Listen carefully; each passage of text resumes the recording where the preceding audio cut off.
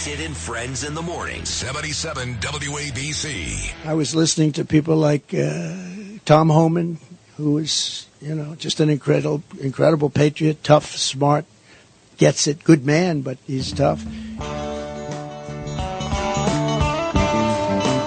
My friend, the president is so right. President Trump talking about Homan. That was in Arizona last week.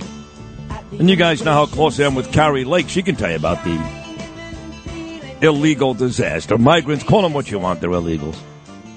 So, been a great show already today. Jacqueline Toberoff, Curtis Sliwa, Charlie Gasparino, and John Katzmatidis will go live to Israel coming up in about 20 minutes. My friend from JNS.org, Alex Trayman. And I'm going to do my shows when I go back to Israel, October the 5th, to be there for October the 7th, for the second straight year from his studios in Jerusalem. But talking about Trump and Homan, I love Tom Homan. And I told you guys he received an award at one of the Republican clubs in the city, Chris Alenjo's place. And he made a speech that was a big night. I mean, had Ray Kelly and Alina Habba and Gordon Chang. But Homan's speech really hit home. Even my daughter, who's not a huge Republican by any stretch, she was moved by the speech because Homan told the truth about what's going on at the border. Little kids being raped and murdered, and the issue in this country, which has gotten progressively worse under this administration. So with that said, here he is, I believe, a true American hero, my friend Tom Homan. Tom, good morning, buddy. How are you?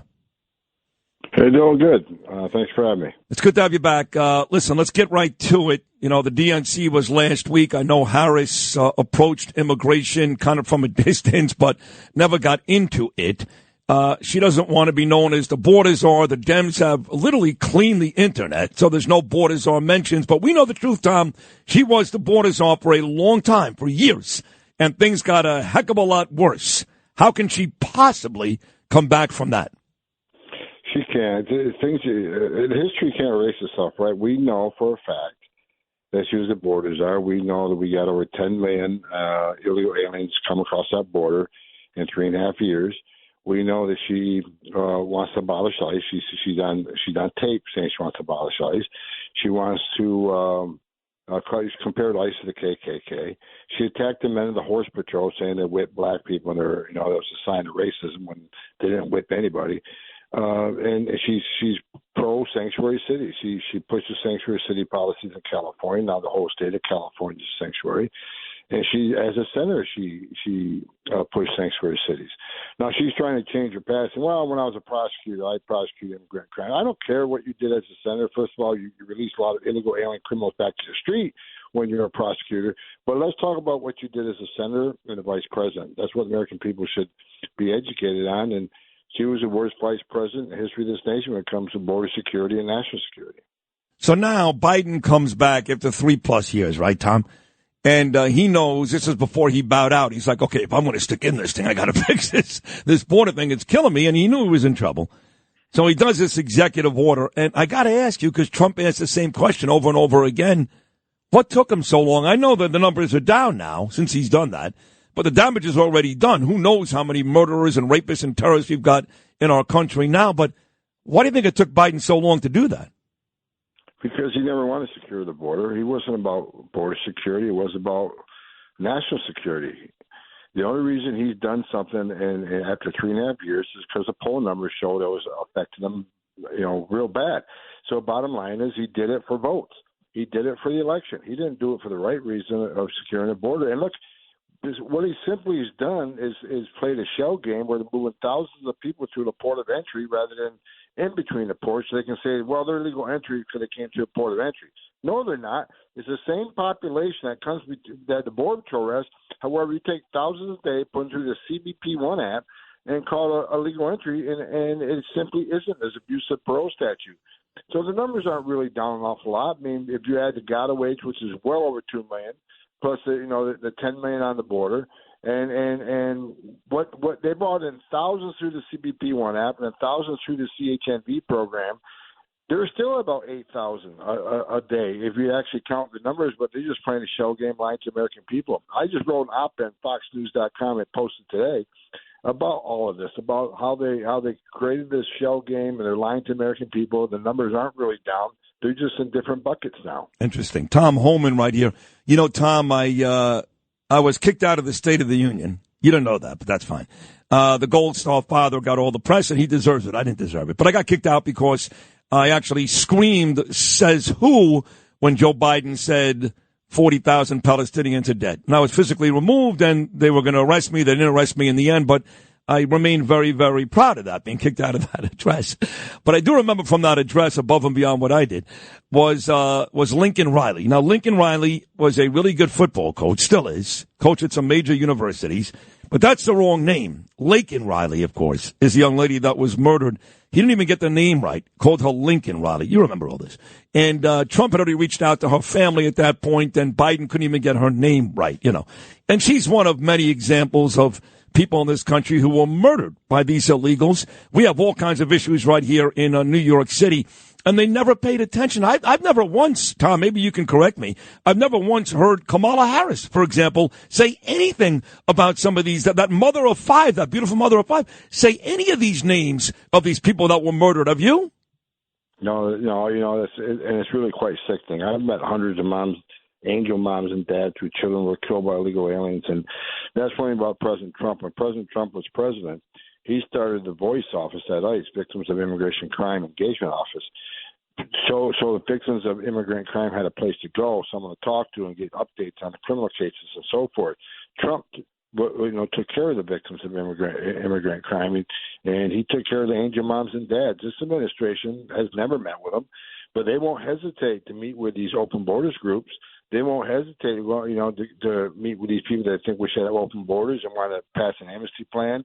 They don't meet with them every damn day, but they have never met with angel moms and dads across this country, which, you got to give President Trump credit.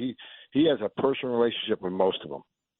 He does, and he does the right thing every time. And I don't want to gross people out, Tom, before 9 o'clock in the morning, but this is such a very serious issue, and I don't think that people even realize how ugly it gets. When you talked to us that night at the club here in New York City, you talked about 5-year-old boys getting raped and 8-year-old girls getting raped continuously and murdered. Specifically, you talked about the children, the sexual abuse that the children go through at the border. Tell my listeners more about that. Well, look, man, that's what they need to understand. They think it's just about illegal immigration. It really isn't. The criminal cartels, they overwhelm the Border Patrol illegal immigration, and when they do that, they create gaps because the Border Patrol is so tied up making sandwiches, changing diapers, making baby formula, making hospital runs, that a vast majority of agents are off the line. And when they're off the line and they create these operational gaps because there's no uniforms in sight, that's when they sex traffic women and children. That's when they move the fentanyl. That's when they move the people from terrorist nations. That's when they're going to move gang members, people that don't want to turn themselves in, right? We got over 2 million known gotaways. Here's what American people need to know. Why did 2 million people pay more to the criminal cartels to get away? Why didn't they pay a lesser fee to turn themselves in, get processed and released within a day, get a free airline ticket to the city of their choice, get a free hotel room, get 3 meals a day, get free medical care, and work authorization? Why did 2 million people pay more not to take advantage of that giveaway program? It's simple, because they don't want to be fingerprinted, they don't want to be vetted. And these are going to be the bad guys. Sex trafficking on women and children is up 600%. And I tell people all the time, every state's a border state. Here's what you need to know. While you and I are talking right now, while we're talking, women are being raped by the cartels making that journey. Dr. Alborz did a study. 31% of women that make that journey through cartels admitted to being sexually assaulted. If 31% of women admitted it, how many actually get sexually assaulted? And a child will die tonight. A child will die tonight on that border. So this happens every single day. And I look, I've talked to young kids as young as 9 years old. I've interviewed a 9-year-old little girl who was raped multiple times by members of a cartel. And I'm going to tell you something. You get on your knees and you talk to a 9-year-old little girl and look her in the eye, and she has no humanity, no sense of humanity. Everything innocent and pure has been ripped out of her. And she'll never be the same in her entire life. She's going to live with those scars. She's going to live with that mental, trauma. When you look in those eyes, and it's not the eyes of a child, it's the eyes of somebody that's just not there anymore. You'd understand why I get so emotional about this issue. I've talked to many children who've been sexually assaulted. I've carried dead children off the border. I've given CPR to children drowned in the river. Cartels, the Border Patrol approach a cartel boat. What do? They'll throw a child in the river, knowing the Border Patrol agents would jump into the river to save that child with 60 pounds of gear on. They'll throw a baby that can't swim in the river, hoping the Border Patrol goes out to that baby rather than them. These cartels are animals, and that's why President Trump, when he gets back in office, he's going to wipe these cartels off the face of the earth. That is powerful, Tom. I know it, and I know it's painful for you because I've seen you speak, and every time you do, there's tears in your eyes. You're a tough guy, as President Trump pointed out, and I point out all the time, but you're a good man. You got a big heart, and that is tough to say, but all those things you just said, they happen to be true. So when Trump wins, God forbid he doesn't, but when Trump wins, we try to fix this. Is it easy, Tom, as reinstituting some of his great policies, for example, remain in Mexico? That was a grand slam home run. We go right back to that, yes? Yeah, remain in Mexico was a game changer. Put that back in place along with the third safe country agreements that we had. That if you're really escaping fear and persecution in Guatemala, and you get into Mexico, you should be claiming asylum in the first free country. Claim asylum there because you obviously escaped that persecution. So we put those agreements back in place. We end catch and release. End it. If they can't get released in the United States, they'll stop coming. So, we'll reinstitute the same policy and finish the wall, but we got to finish it. But the harder part is going to be the millions of people that were illegally released into the United States, is locating them and deporting them. And President Trump says all the time, well, you're going to run the biggest deportation operation in the history of the nation. Actually, he's not going to do that. I'm doing it.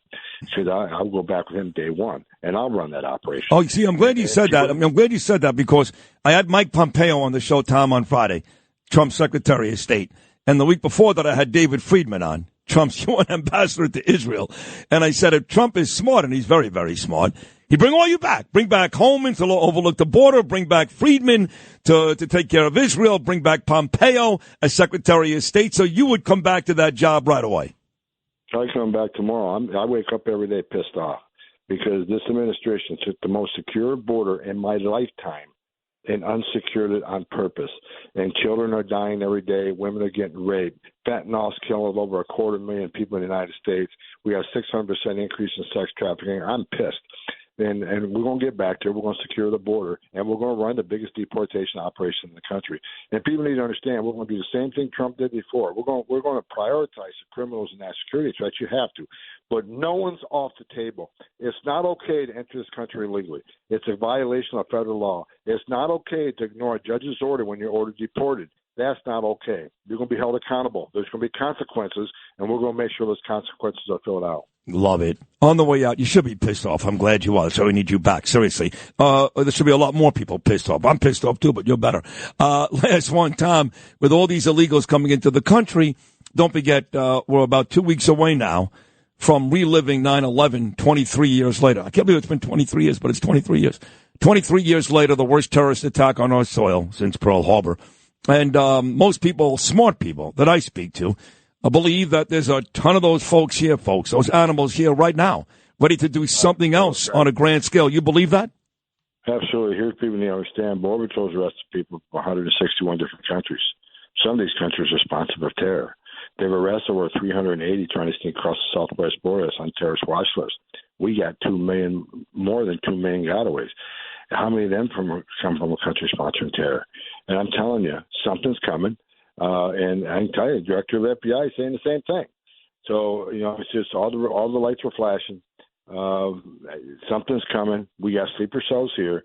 There's no way in hell no inspected terrorists going to come across the open border. Look, why would you after 9/11 we created all these databases so terrorists couldn't get in, right? We created the no-fly list, right? We created the visa security program. We created the FBI screening database, the terror screening database, the DOD database.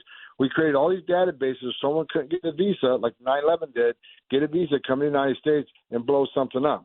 And so we created these databases, and they worked pretty good over the last 20 years, right? But who in the hell is going to apply for a plane ticket or a visa knowing there's a vetting program out there in place now where you can simply go to Mexico, pay the cartels a little bit extra money, and be a gotaway? The terrorists are going to use the route of least resistance. What is that? Through our southern border. That's it. That's the answer. Hey, Tom, you're amazing, and hopefully, Trump wins. There's a lot of great people that get back there. I mentioned 3, including you, just moments ago. Oh, one more thing. He's talking about possibly not debating on the 10th because he hates ABC. I don't blame him. He hates them. Donna Brazil's a part of it, and Stephanopoulos and all these animals. So now Trump is out there this weekend saying, you know what? I may have to reconsider debating Harris. Now, I need him to debate Harris because he can talk about the things you and I are talking about, and she can't answer, right? He's going to kill her. And what do you think about Trump possibly not debating? Look, I think it's going to be a setup. They're never fair to President Trump. The whole media world's against him. If it wasn't for Fox News, some of Fox News and Newsmax, I mean, ABC, NBC, CNN, all of them, MSNBC, they're all against him, and they're not, and they're covering for Kamala Harris. I'm sick and tired of seeing these commercials about how strong she's going to be on the border and how she's going to do all these things. Look, she can do it now. She's the vice president of the United States. She can go to the White House today, right, put the Remain in Mexico program back in, right, put the 30 safe country agreements in, and catch and release. She can do it today, and it got me fired up now. And I'm sick and tired of people talking about the legislation that Trump killed, that Senate bill. The Senate bill was terrible. If anybody supports that bill, either one, you're an idiot, or number two, you didn't read the bill. If you read the bill, it wouldn't have stopped anything on the southern border. Who shut down legislation on the border? The Democrats did, because 6 months before the Senate bill was even talked about, we passed H.R. 2 in the House. H.R. 2 is the strongest legislation in the history of this nation when it comes to the border. What was it? It was mostly Trump's policies. Why do we know it worked? Because we proved it worked. Why would we negotiate success? But Schumer wouldn't put it out for a vote. He wouldn't put it for discussion. Then they created this Senate bill, got a couple foolish Republicans to get on the thing. This is your plan. Write a bill knowing it would never pass the House. But when they didn't pass it, what did they do? Now they're going to blame the Republicans for shutting down, for not fixing the border. And we got a couple of Republicans that fell for this, foolish Republicans, Langford being one of them. And I'm telling you, American people, read the bill. Read H.R. 2, then read that Senate bill. You tell me what's the toughest bill in the nation. It was H.R. 2 by 5. Not even close. And you're right. It's still sitting on Chuck Schumer's desk. Has been for about 18 months. Hey, Tom, it's a heck of a job. Like you say and Trump says, right? She can do all that today, Kamala Harris. And day one would not be November. Day one was actually 3.5 years ago when the world turned to crap. You're an amazing guy, Tom. Great American. Great job with the border. If God is good to us, you and Trump will be back again together. Thank you for coming on today, buddy. I really appreciate it. God willing. Okay, thanks for having me. God bless you, pal. Tom Homan right there and Sid and Friends in the morning, and that's the type of guy we need running the border. You hear that guy? That guy's pissed off. When he made his speech at the Metropolitan Republican Club, he must have said he was pissed off right there in front of Ray Kelly and Rudy Giuliani and Greg Kelly and me and a host of others, Alina Howard, about 100 times. I'm pissed off. And every American should be pissed off.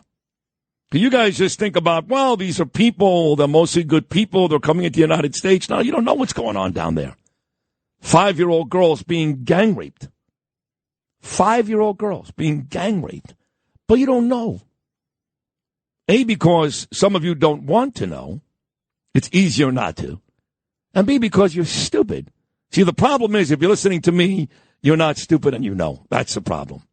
If there was a way to take this broadcast and somehow or another put it on Z100 or put it on WFAN so you morons driving around listening to anything but stuff that's important would actually hear this instead of worrying about Jets and 49ers and Giants and Vikings.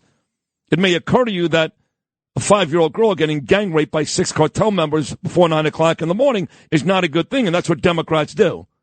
But you're not listening to this. You don't know any better. You know, I love it. Noah Tishby loves a Democrat. And you need Tom Homan for a wake-up call.